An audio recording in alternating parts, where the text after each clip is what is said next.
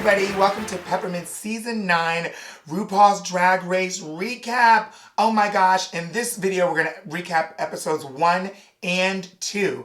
But before we get started, make sure you click like and subscribe, share this video, and make sure you watch to the end because we've got a special interview with the first girl eliminated, Miss Jaymes Mansfield. So, let's get started. Oh my Gaga. What an episode. Now I'm taking you back 2 weeks. I hope that you can remember all that. This was one of the most exciting episodes, both for me and apparently for the entire world. It's the most watched episode of RuPaul's Drag Race ever! It got 1 million viewers. And that doesn't even count the people that were watching it bootleg, the people that were downloading it on the internet illegally. You shouldn't be doing that. And the people who watch it on, during the week or who still haven't seen it. The binge watchers. So it looks like this move to VH1 has definitely gotten us a lot more viewers. Lady Gaga premiered on the very first episode with us. She was a guest judge. Absolutely stunning. She tricked all the girls when she walked into the room, dressed as an impersonator, impersonating Lady Gaga. So we were totally confused, and I think you could see that on the screen. I was absolutely stunned. A lot of people were like, what was it like to be in the room with Gaga? She was extremely down to earth. You can tell that she has a real affinity and connection to drag queens. She's a queen. And it just goes to show you that anybody can be a queen. Whether you're a cisgender woman, a transgender woman, or a gay boy, gay girl, gay people, whatever, straight people, anybody can do drag that's got fierce and fabulosity. And Gaga has got it, obviously. So the charisma, uniqueness, nerve, and talent, CUNT pageant. Oh my gosh, it was crazy, ladies and gentlemen. Now, we had just gotten there. We had barely had time to unpack.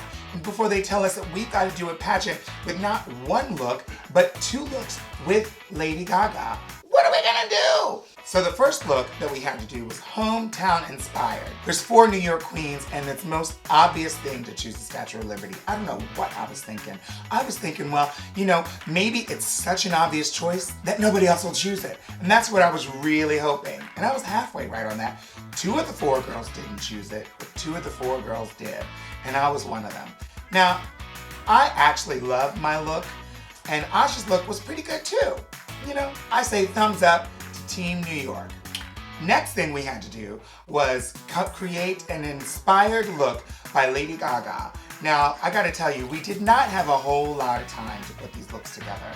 It's like a whirlwind in there. And we hadn't fully unpacked. We literally hadn't unpacked. We had to throw open our things and pull and pick and choose from what we could find. How exhausting. Honey, I was trying my best to get my lace glue down, my hairline. It wasn't working out. And I could totally see it on camera. But whatever, I didn't get sent home. Nobody got sent home. Because at the end of the pageant, RuPaul says, nobody's going home. And before she even finishes that sentence and basically hands the flowers to this week's winner, Miss Nina Bonina Brown, congratulations, by the way, she announces that the competition is just about to begin. Now, hold up. I was really afraid that they were going to actually tell us that there was going to be a triple elimination and that they were going to bring out the knives and fight to the death and, laser guns and like karate. I don't know. I was just so totally prepared for it to be a knockdown, drag out brawl up in there. Luckily, it wasn't. But she did announce the next worst thing. A 14th competitor. Oh my gosh. I'm just getting to know these bitches, and now I gotta deal with another one? As you found out, the surprise competitor this week was the gorgeous Miss Cynthia Lee Fontaine. Oh! I was extremely happy and extremely disappointed at the same time. I don't want another girl coming into the competition, but if there's anybody who deserves to come in, it's definitely Cynthia. She looked gorgeous. So now into this week's episode. Cynthia's back. It's now 14 girls. And the B-52s are in the house. The B-52s. Now that doesn't mean a lot to some people who were born in the millennium, I guess. But I am a huge fan of the B-52s. I love them so much. They are pinnacle in terms of music in the 80s and 70s, 80s, and 90s, ladies and gentlemen. So here we are with the B-52s. Kate Pearson's looking just gorgeous. And we have to do a cheerleading challenge.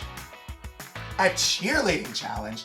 Now, I was actually a high school cheerleader, but I don't want to say anything about that because I don't want anybody to actually put the pressure on me. I don't want any more pressure or targets than I can take. I mean, I got too much pressure already. Remember my wigs from last week? So we have to do this cheerleading competition, and the most gorgeous cheerleading coach comes in. He's beautiful. I love working with the coach. He's great, but we are definitely overworked. We just got to town. We haven't still yet unpacked all of our suitcases, and now we got to do lifts and tumbles. So as you can see, the rehearsal doesn't go exactly as planned, and now we have to do the performance. Now, before the performance, we're rushing to find out how we're going to throw together our outfits. Now, they did provide us with some outfits, but they didn't get us any bloomers. So we were making our own bloomers. And then all of a sudden, our bloomers disappear. The big moment is here. We're on stage, and you could see my outfit didn't come together exactly as I wanted it to. I felt like the daughter in the Berenstein Bears.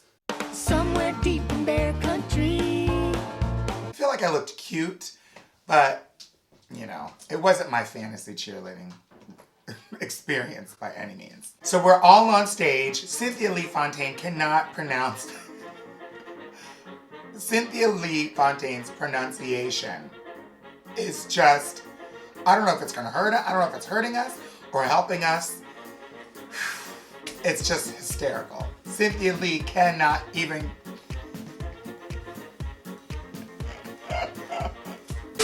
You know what I'm talking about. You know, I got a little bit jealous because I feel like the other squad got the better chant.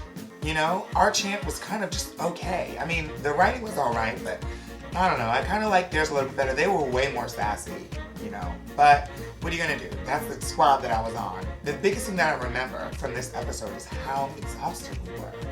We worked for an entire weekend, about 4 days on this routine. They don't show that on camera. There was a lot of injuries. Cynthia got injured, and of course, as you can see, Eureka got injured, and it was horrible. I thought that we were gonna have to stop the production and figure out what to do. But we kept going, and she was a true champ, so I guess we'll have to see how that plays out. But for now, she's doing her thing. This girl can split and leap and jump with the best of them. So good girl, Miss Eureka. So now the challenge is over, and it's time for our runway look, white party. I'm really feeling my white party look. It's got jacket. I wanted to kind of give like a ghostly, frozen Elvis Presley kind of rock and roll feel. And I think I achieved that. Some of my other favorite looks were Charlie High's. I really, really liked Valentina's white party look. And I also loved Alexis Michelle's white party look. Everybody else looked great, but those were some of my favorites. In the bottom two, just based on the challenge, I thought that we might expect Valentina. But to my surprise, oh my gosh, the bottom two, Kimora and Jaymes Mansfield. B-52's Love Shack, one of my favorite songs to lip sync to. I kind of wanted to lip sync to it. Oh wait, no I didn't. They're doing their thing. Kimora is crawling around like a cat, a pussy on fire, looking gorgeous. I can't say that, can I? And I love Jaymes. She's so comedic. But it doesn't look like it works out for Jaymes. It's a shame, ladies and gentlemen. So she is the first to go. Jaymes, I love you so much. And ladies and gentlemen, Jaymes Mansfield is a true professional and a true talent. Please go check out Jaymes on her YouTube channel because she's got a lot more to offer. Now, guess what? I've got an exclusive interview right now with Miss Jaymes Mansfield coming up in 3, 2, 1. Jaymes Mansfield. Okay, there she goes. Hey girl. I gotta find out, was this experience everything that you expected? Was it worth it? Was it what you expected? Being on Drag Race was nothing like I expected it to be. I expected to walk right in there and have no competition whatsoever, but then talented people showed up. What moment absolutely made you gag? Like, totally gag? I I expect people to think Lady Gaga made me gay, but honestly, it was seeing Peppermint. I was a huge fan of her for so long, and it was such a full circle moment to finally meet her. Restraining order is still not lifted, but you know, it's fine. We all need our space. I'm gonna try to talk to my James. And what moment did you live for? The moment I lived for was walking on that runway for the first time. It was like I finally realized I'm here. I'm like a legitimate drag queen now. And what moment changed you?